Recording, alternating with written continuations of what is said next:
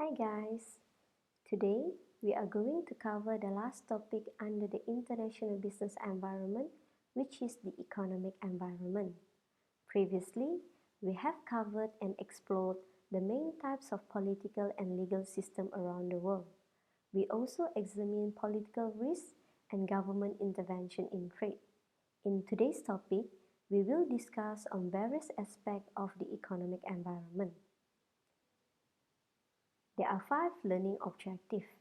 Learning objective 1 to explain the types of economic system. Learning objective 2 to outline the classifications of countries. Learning objective 3 to explain how to measure economic development. Learning objective 4 to outline the levels of economic integration. And the last learning objective to discuss the economic effects on international business. Before we start with the first learning objective, let's recall on this diagram which has been explained in the previous topics. This diagram shows that each environment has an impact on the other environment. Started with the cultural environment under the bottom of the pyramid, it shows that a country political and legal system is rooted in the history and culture of the nation. Now, how about the impact of the political and legal system on the economic system? Again, recall on this diagram which there are 3 main political systems in the world. Each political system has a different level of government involvement, and this will influence on the economic system. In the other words, a country with a higher level of government role in the political system will have the tendency to have higher level of government role in the economic system. Both political and economic system is going hand in hand or on the same direction, or we can say are mutually related. For an example, North Korea. This country is associated with a totalitarianism political system. So, the involvement of government in the economic system will be very high. That is, the government will make all economic decisions such as what to produce, how to produce the goods, and how people will get the goods. Now, this diagram shows that a country political freedom will have a positive impact on its economic freedom. On the y-axis, we have the political freedom. On the x-axis, we have the economic freedom. Therefore, the higher the political freedom, the higher the economic freedom will be. Again, we're going to look at North Korea on the corner left bottom of the graph. It shows that the country has the lowest political freedoms, therefore contribute to the lowest economic freedom too. That is, everything from the political to economic is controlled and decided by the government. Here is a diagram shows that nations with more economic freedom have stronger economies. Based on this diagram, it shows the comparison of GDP between the most free nation in dark blue color and the least free nations in light blue color. It is very obvious that nations in dark blue color have higher GDP than the nation in light blue color. This emphasizes the importance of economic freedom towards a country development. So far, we have established a connection or linkage on how the political system will impact on the economic system. Now, we will proceed with the first learning objective, type of economic system. There are 4 types of economic system, and each of these are different in terms of what is produced, how goods are produced, and how people get the goods.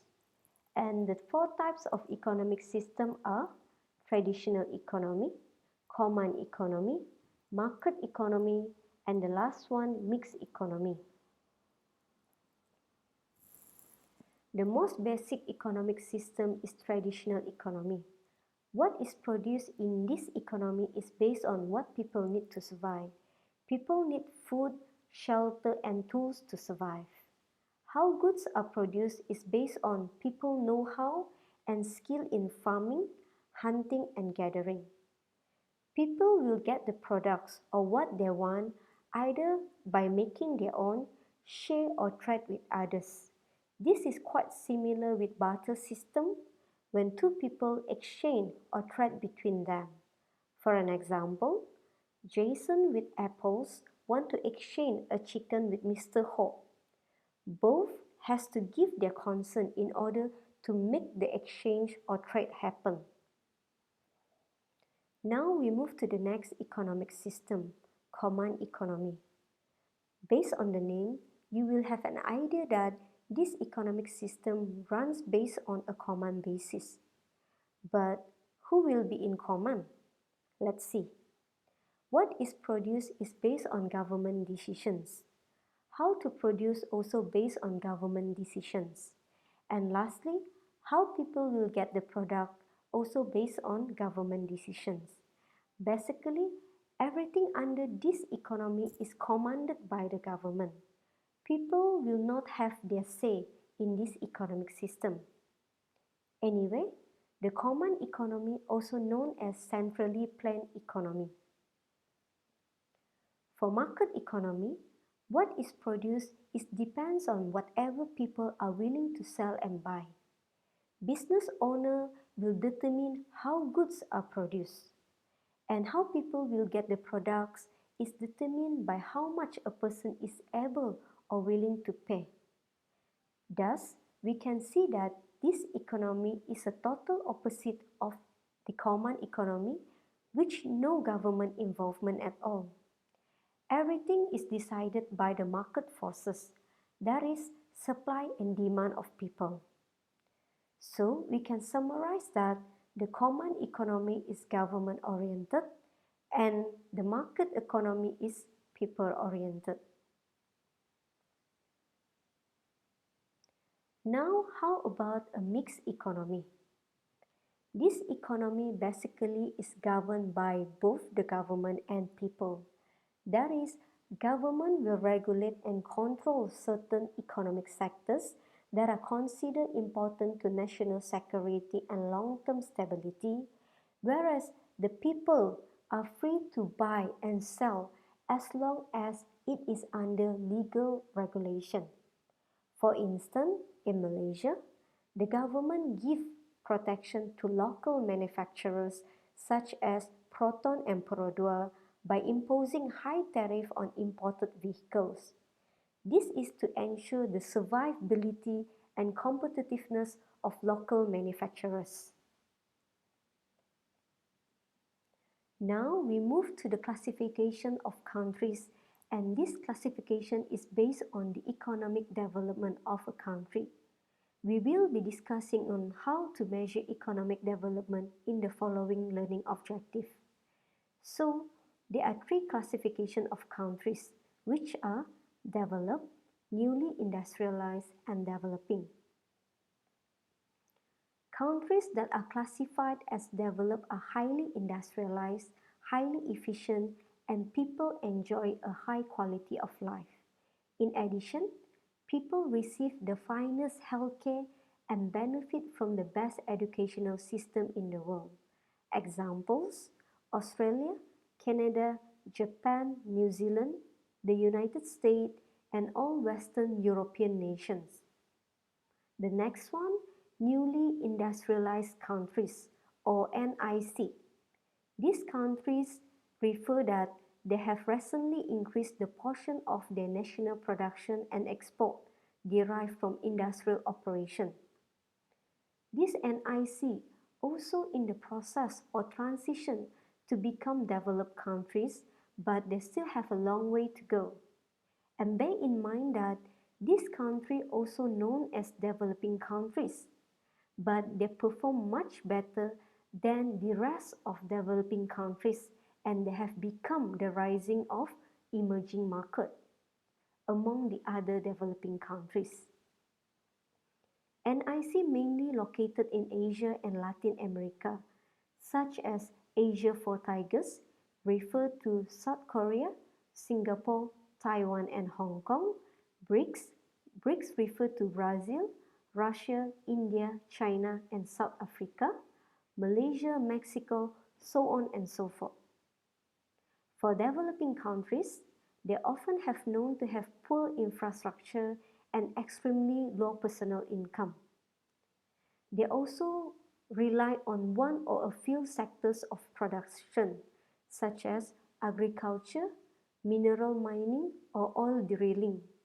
In addition, they also lack of resources and skill in comparison to NIC and developed countries. These developing countries are mainly located in Africa, the Middle East, and the poorest nation in Eastern Europe and Asia. This world map is divided into few colors based on the classification of countries we have discussed before. Red color is the least developed countries, orange color is developing countries, whereas green color is developed countries. As aforementioned that the classification of countries in terms of developed, NIC and developing is based on the economic development of a country. Therefore, there are two aspects to measure economic development. First is based on how well the economic doing that will be measured using national production, including GNP and GDP, and also purchasing power parity. Second is based on how well are people doing that will be measured using Human Development Index, HDI. HDI measure the extent to which a people's needs are satisfied and degree to which these needs are addressed equally across a nation's entire population. This is measured in terms of three dimensions: a long and healthy life, an education, and a decent standard of living. In order to be classified as a developed country, the country must do well in both aspects, economy and people. So here is a simple example to show the situation: USA and China. In terms of economy, we can see that both USA and China is doing very well. USA is number 1, whereas China is number 2 in terms of GDP. For purchasing power parity, China is number 1, whereas USA is number 2. If we base on this statistic solely, we would have assumed that China is a developed country, but China is a newly industrial country. They have yet to achieve a developed country status. Now let's see on how both countries perform in terms of people aspect. USA is number 15, whereas China is number 85. The gap is huge. Therefore, we can say that China is not doing very well in terms of people aspect in comparison to its economic aspect. Therefore, in order to be classified as a developed country, the country must do well in both aspects, economy and people. Okay, we are now in learning objective 4, levels of economic integration. So before we proceed to the level of economic integration, let us understand what it means by economic integration. Economic integration is a process of integration among countries in a region to reduce and eliminate barriers to international flow of products, people, and capital. The aim of economic integration is to allow greater cross-border trade and investment and to achieve higher living standards. This is because specialization and trade enable more choices in terms of goods and services, lower prices, and increased productivity. This world map is divided into few colors based on the geographic region. Only countries in the same region, same color, will be integrated to form an economic integration. There are 5 levels of economic integration based on this diagram. Free trade area, the number 1 integration, is the lowest extent of integration, whereas political union, the number 5 level of economic integration, is the highest integration. While moving from number 1 to number 5, integration increase. Each level of integration incorporates the property of those levels that come before it. So now we're going to discuss one by one of the levels of economic integration. The first level, free trade area.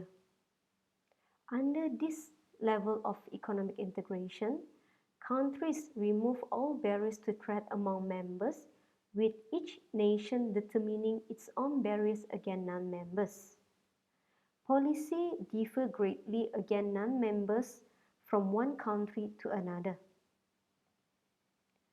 The second level of economic integration, custom union. Countries remove all barriers to trade among members but have a common trade policy against non-members. That means each country no longer to have its own barriers against non-members. Here we have 2 diagrams to show the differences between a free trade area and custom union economic integration. To emphasize, a free trade areas allowed each country member, A, B, C, to have their own barriers against non-member country X. Whereas for a custom union, all members A, B, C will have a common barriers against non-members country X. Start from custom union, the following economic integration will have a common trade policy against non-members. The third level of economic integration, common market.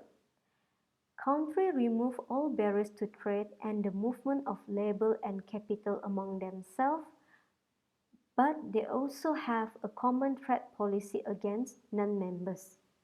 So we can see that the third level of economic integration, they added one new characteristic, that is free movement of labor and capital among members, which this particular characteristic is not available on the first and second level of economic integration.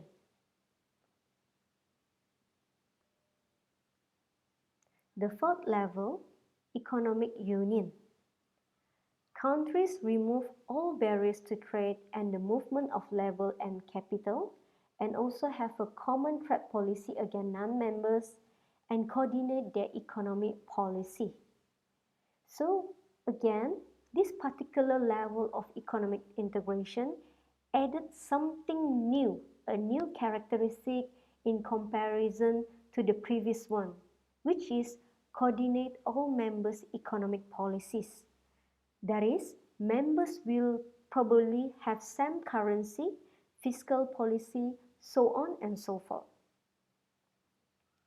And the last and the highest level of economic integration, level 5, political union.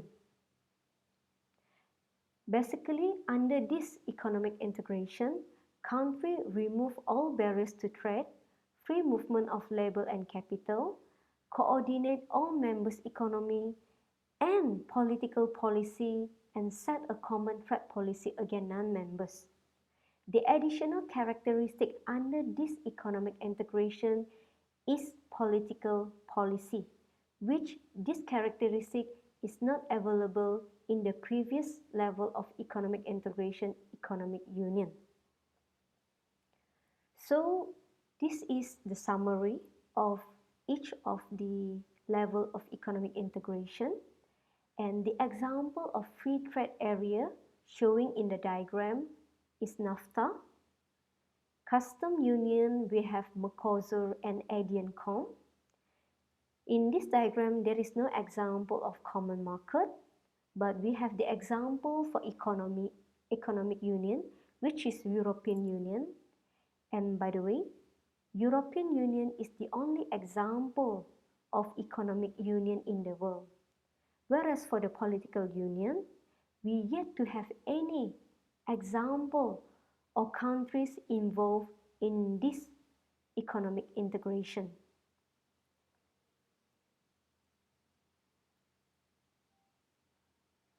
So this is some of the example of economic integration in Americas, in Asia and Europe. Okay, in Americas we have NAFTA, which I mentioned previously, and they also have CAFTA, and they also have Mercosur. In Asia we have ASEAN, APEC, and also AFTA not in the picture. And in the Europe we have the European Union and EFTA. Okay, now we will quickly summarize the potential benefit and drawbacks of economic integration. The potential benefits are trade creation. That is, it will increase in trade that result from regional economic integration. When you involve in an economic integration, there will be no barriers in terms of trade, in terms of movement of people and capital. Therefore, it gives consumer and buyers a wide selection of goods and services which your country, your domestic market not available beforehand, but it become available when the economic integration happen. It also allowed buyers to acquire goods and services more cheaply following the lowering of trade barriers such as tariff. Lower costs lead to higher demand for goods because people have more money after purchase to buy other products.